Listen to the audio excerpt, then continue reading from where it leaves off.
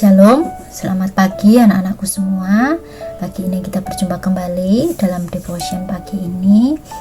Mari kita satukan hati. Pagi ini kita sama-sama mau mendengarkan firman Tuhan.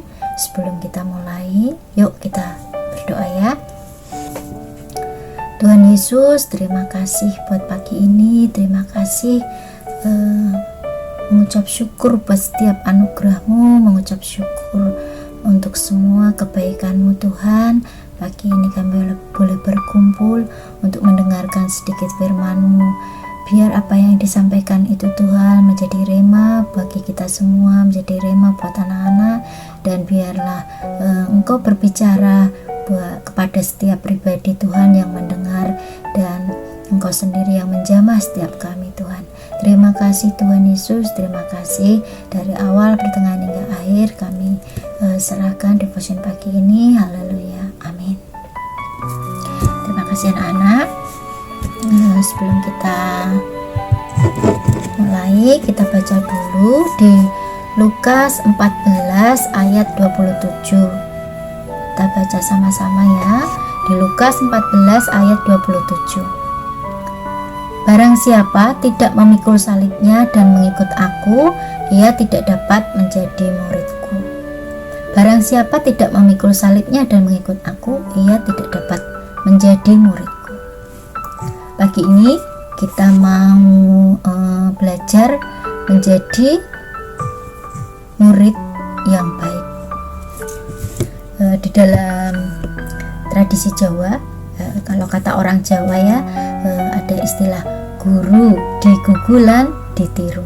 Kalau bahasa Indonesianya itu guru itu dipercaya dan diikuti. Jadi guru digugulan ditiru, itu seringkali kita bilangnya seperti itu ya. Seorang guru, kenapa dikatakan digugulan ditiru? Kenapa seorang guru itu dikatakan dipercaya dan diikuti? Karena seorang guru adalah pribadi yang senantiasa dilihat, yang pribadinya ini yang harusnya itu dipercaya dan dapat diikuti orang lain. Yaitu orang lain itu siapa? Yaitu murid-murid. Jadi ada guru orang yang dipercaya dan diikuti. Sebaliknya ada murid. Murid ini apa? Murid adalah orang yang percaya dan mengikuti gurunya. Ya, jadi kebalikannya ya. Kalau guru orang yang percaya dan diikuti, kalau murid adalah orang yang percaya dan mengikuti. Ketika Yesus mengajar banyak orang, Yesus ini menegaskan dirinya sebagai seorang guru. Guru yang mengajarkan kebaikan, guru yang menyatakan kabar baik. Jadi Yesus adalah guru yang menyatakan kabar baik, guru yang memberitakan kabar keselamatan, guru yang memberitakan kabar baik. Tidak hanya melalui ajarannya, tidak hanya melalui perkataannya saja, Yesus sebagai guru, dia juga melakukan hal-hal yang baik, menjadi teladan buat banyak orang. Yesus tidak hanya berbicara, tapi dia juga menunjukkan sebagai pribadi yang layak menjadi panutan. Secara di dalam perkataan, di dalam perbuatan, Yesus menjadi pribadi yang layak menjadi panutan, menjadi tauladan yang layak digugu dan ditiru. Kemudian, kenapa kabar baik itu harus diberitakan? Kenapa Tuhan Yesus ini kok repot-repot memberitakan kabar baik? Tujuannya satu, tujuannya adalah keselamatan dan kebaikan buat manusia dan dunia ini. Jadi Tuhan Yesus mengabarkan kabar baik, tujuannya adalah keselamatan dan kebaikan manusia dan dunia ini. Lalu kalau kita sudah dikasih contoh bagaimana Yesus menjadi guru yang baik, sebaliknya bagaimana kita menjadi murid-murid Tuhan yang baik?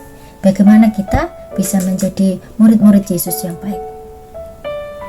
Tuhan Yesus berpesan ada dua hal yang harus dikerjakan untuk kita bisa menjadi murid-muridnya yang baik.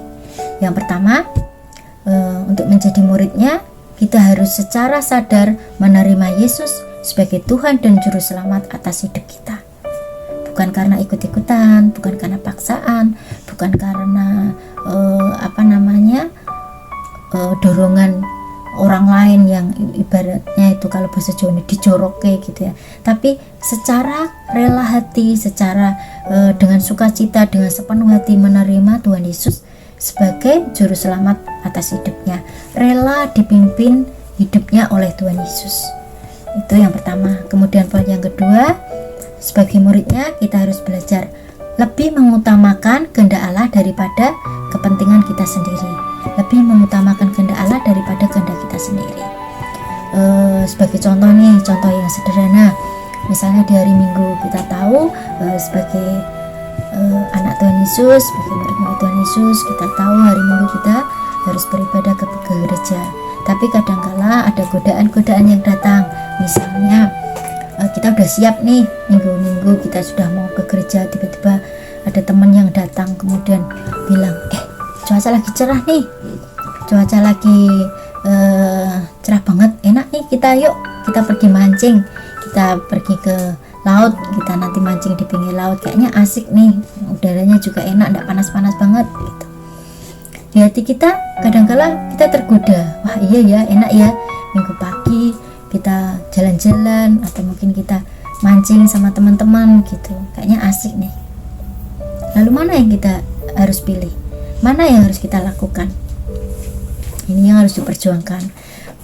Kita harus mengikuti kehendak Allah. Jadi hal yang perlu ditekankan, hal yang perlu diingat bahwa kita harus lebih mengutamakan kehendak Allah. Jadi ketika ada godaan-godaan seperti itu yang datang, kita harus bisa bilang kepada teman kita, oke, nanti kita mancing, tapi nanti ya, karena pagi ini aku mau beribadah ke gereja, aku mau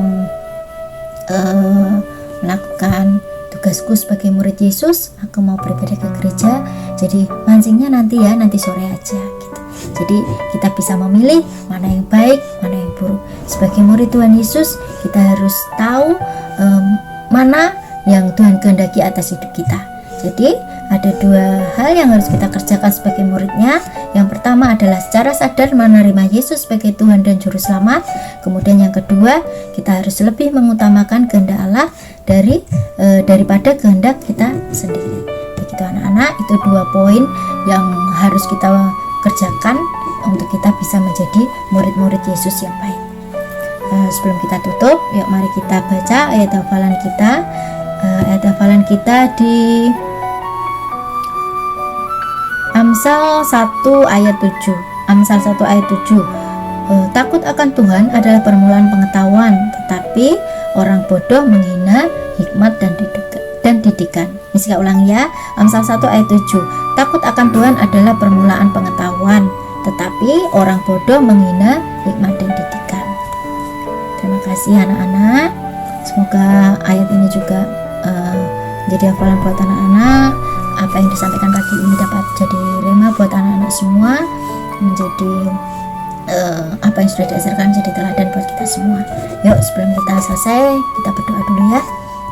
Tuhan Yesus, terima kasih buat pagi hari ini, biar apa yang sudah disampaikan Tuhan, sekalipun hanya singkat tapi itu boleh menjadi rema buat setiap kami, dapat menjadi pesan yang baik buat setiap kami dan dapat kami lakukan di dalam kehidupan kami sehari-hari.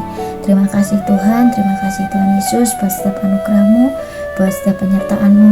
Bila sebentar kami melakukan setiap aktivitas di tempat kami masing-masing, anak-anak juga belajar Tuhan, sekalipun harus lewat PJJ tapi tetap Engkau berikan kemampuan untuk menerima setiap pelajaran yang ada. Segala tugas-tugas yang harus dikerjakan dapat dikerjakan dengan baik, dan Tuhan Engkau berkati setiap anak-anak dimanapun mereka berada. Berkati juga setiap orang tua yang ada, boleh membimbing anak-anaknya Tuhan di masa PJJ ini. Semoga semuanya dapat terlaksana dengan baik. Juga sebentar lagi Tuhan, anak-anak juga akan menghadapi pas semester ganjil. Semoga Tuhan persiapkan mereka semua. Terima kasih Tuhan Yesus, kami ucap syukur buat hari ini, buat pagi ini, dalam nama Tuhan Yesus, haleluya, amin. Terima kasih anak-anak buat perhatiannya.